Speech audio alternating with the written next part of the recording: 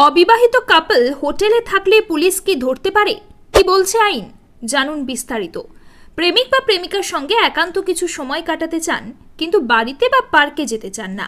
অনেকেই সেই জন্য বেছে নেন হোটেল। তবে এই হোটেলে যাওয়া নিয়ে অনেকের মনেই ভয় কাজ করে। ভাবেন, আদৌ অবিবাহিতরা কি একসঙ্গে হোটেলে থাকতে পারেন?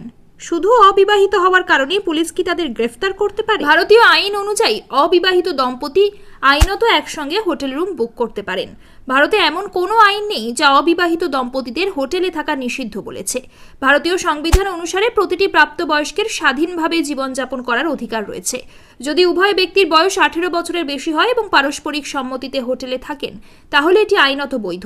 এতে কোনো অপরাধ নেই। কোনো আইনেই এটি অপরাধ হিসেবে বিবেচিত হয় না। তবে আইনত বৈধ হলেও অনেক হোটেলই কাপল ফ্রেন্ডলি নয়। পুলিশ বা সামাজিক চাপে বহু হোটেল অবিবাহিত যুগলদের রুম দিতে অস্বীকার করে। স্থানীয় ঠিকানা না থাকলে ভিন রাজ্যের বাসিন্দা হলে হোটেল রুম দিতে অস্বীকার করতে পারে। এর জন্য হোটেল বুক করার সময় সেটি কাপল ফ্রেন্ডলি কিনা তা দেখে নিন।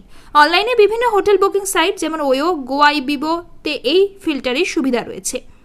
এবারে যে বিষয়টি সবথেকে গুরুত্বপূর্ণ তা হলো, হোটেলে থাকতে হলে সঙ্গে আধার কার্ড, প্যান কার্ড বা পাসপোর্টের মতো পরিচয়পত্র রাখুন। বৈধ হোটেলে থাকলে এবং অনৈতিক কোনো কাজ না করলে পুলিশ গ্রেফতার করবে না। পুলিশ সর্বাধিক পরিচয়পত্র যাচাই করতে পারে। হেনস্থা এড়াতে ভালো হোটেলে থাকাই শ্রেয়।